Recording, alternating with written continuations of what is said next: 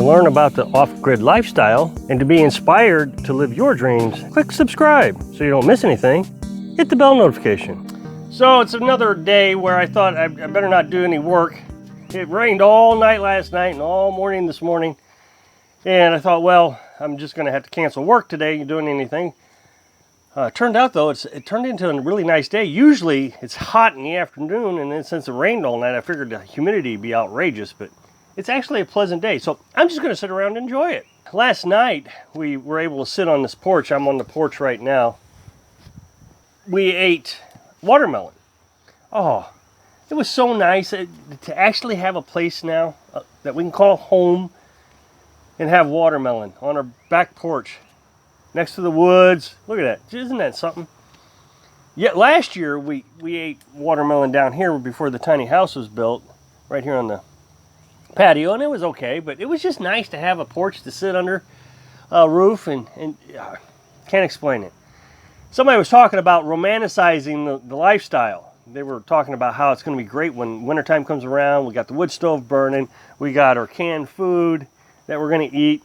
And she was saying, I know it sounds romantic, but I said that's the dream. And the thing is we did go through the winter. Of course, we didn't have canned food, but we did go through the winter. And it was really nice sitting in front of that wood stove, sleeping in front of the wood stove. The wood stove's right by the bed, and you can see the flames flickering all night long. I recognize it does sound romantic, but that's what I keep saying. Live the dream! So today, since it rained and I thought I'd take the day off again, it's Saturday, which I usually take Saturdays off anyways.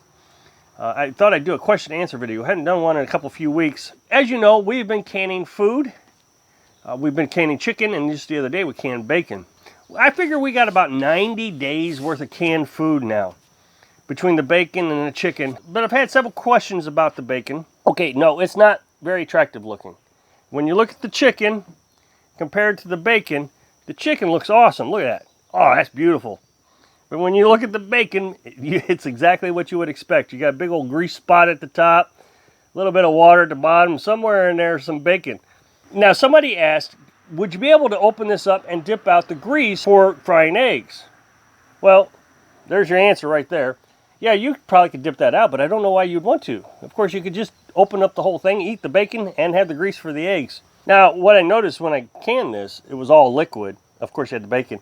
So what we'll do when we cook it, we'll take the lid and the ring off. We'll put it in hot water, boiling water, and we'll let that melt down a little bit.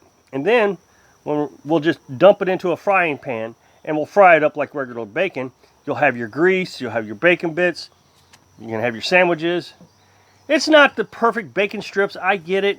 It amazes me that we're running into an economy where we really need to start thinking outside the box about how we're going to be able to afford food. And people just can't seem to wrap their head around canning bacon. Well, eventually, bacon's going to be so expensive, you're just not going to be able to buy bacon if you do it any other way. I just read an article today that says that the banks are now predicting hyperinflation. So I would suggest that we really start considering what it's going to take to survive if things go bad. And like I said, when I was canning this bacon, we've already seen it going up in the stores. Prices are going through the roof fast. You may want to overcome your preconceived notions about what canning bacon is going to taste like and give it a try.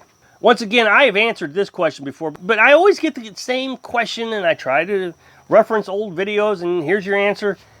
A smoker. People want me to build a smoker. If you want to learn how to build a smoker, by all means, you should go Google smokers and figure out how to smoke your meat. I'm not willing to experiment, and that's what it would be to me. I don't know enough about it. I would have to do tons of research. I'd have to invest tons of money in building the thing. I saw a guy build one just the other day. It must have cost $500 to $1,000 to build. It was quite elaborate. So to build something that I'm just going to experiment with, I'm not interested in. I've never seen anybody smoke meat for long-term storage. I have a process that I'm very comfortable with. It comes with a book of instructions. My grandparents did it. I was raised on canning food, so that's the method I'm going to do. I did an experiment with cured meat. We bought pork and we cured it with salt cure. And I need to do more investigating on this because I thought salt cure would cure it and you would preserve it for years on end. But it only preserves for about 2 to 4 weeks. Somebody asked me, What video do I look at where you tell us how you kept your IBC tank from freezing? Well, it wasn't one video. The IBC tank was a multi-video. When we were building a tiny house, we installed the IBC tank into the house. I'm surprised that this question is being asked because I've talked about the IBC tank tons of times. We did have some issues with it this last winter. I'll explain all that. But what we have done is we've insulated this box with the styrofoam insulation. I got a piece sitting out here right now. So we insulated the whole box. We put the IBC tank in there. But you may be able to see right here, I got ventilation going into the house. So the house is right here. It sits up against the house. I got ventilation going through there.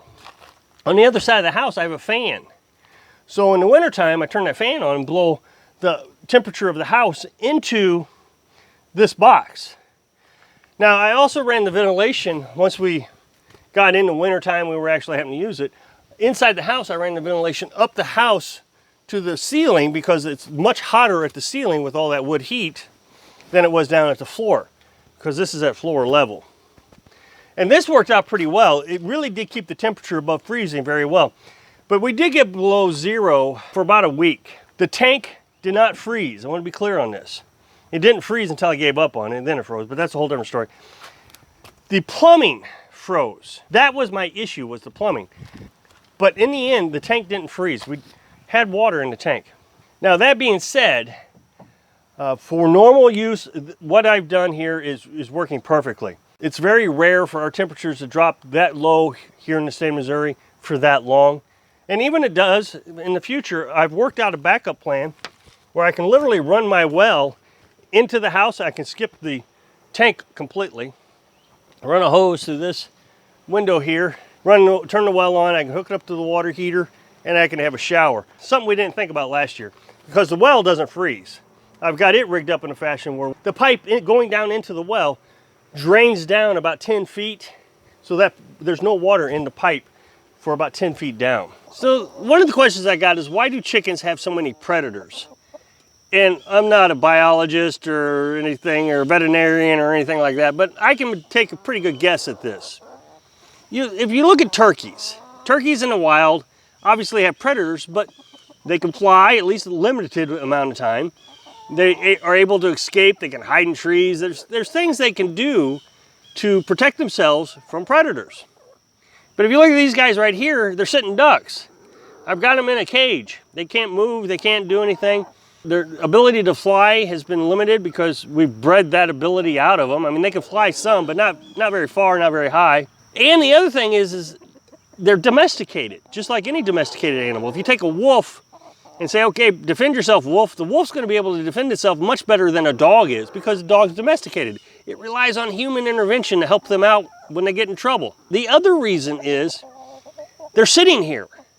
If a wild turkey doesn't sit in one area very long, so the raccoons and the foxes and everything, they don't recognize, hey, there's a batch of turkeys over there, because the turkeys are just going to move away in a half hour, after they get done eating. But these things are sitting here all day long, all night long, making all kinds of noise. I mean, the rooster's constantly making noise. Foxes are checking them out. What's going on over here? Of course, you got the smell. So here I am at the well. And another question I got was, how come I don't use a hand pump as a backup for this? The well's 100 feet deep. You're going to have a lot of work trying to get water to come up that high. But if you're willing to pump it, I think you could. I have enough backup systems in place where I don't need a manual system. So I have a well pump. It's a 110 well pump.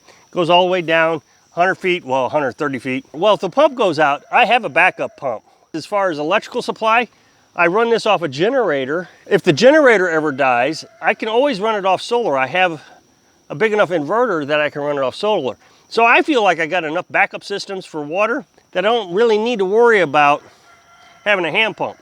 So, got a comment the other day from a longtime subscriber. I'm very disappointed, actually. And I don't know why all of a sudden these longtime subscribers decide to say something mean. I guess what they do is they go to other YouTube channels and they're all talking trash about me. And these new subscribers think, yeah, that's right. But I was told that I'm abusive to my wife, Carolyn, and that the authorities need to be called on me and they need to have a wellness check done on her because I don't provide her with an air conditioner. Last year we had an air conditioner, it's right here, it works, ran it off solar. This year it's being used to cool the chickens down in the evening. I run it for about an hour. We've decided that we're not going to have an air conditioner in the house, at least for now. That being said, if it gets too hot and we need an air conditioner, we'll go out and buy one. It's just that simple. It's not gonna be hard to do. Now here's the key to this whole conversation. The decision wasn't mine at all. I said, Carolyn, you want an air conditioner? No. It's gonna get hot. Not up here in the shade, she said, because the house is under all these shade trees. And I ask her all the time, you sure you don't want an air conditioner? No. Carolyn makes a lot of the decisions, most of the decisions when it comes to our finances. I probably would spend faster than she will. She just doesn't want to spend money. And so if she doesn't want an air conditioner, I'm not going to say, okay, let's go get an air conditioner because I'm afraid some subscriber is going to call me out as being abusive and that we need the authorities called on me. I don't know where we get these ideas that I'm deliberately trying to mistreat Carolyn. This idea of minimalization came from Carolyn a lot. My ideas of being self-sustaining and her ideas of being minimalistic, we're just a compatible couple. I hope I can inspire you to be happy when you're living your dream. Thanks for watching.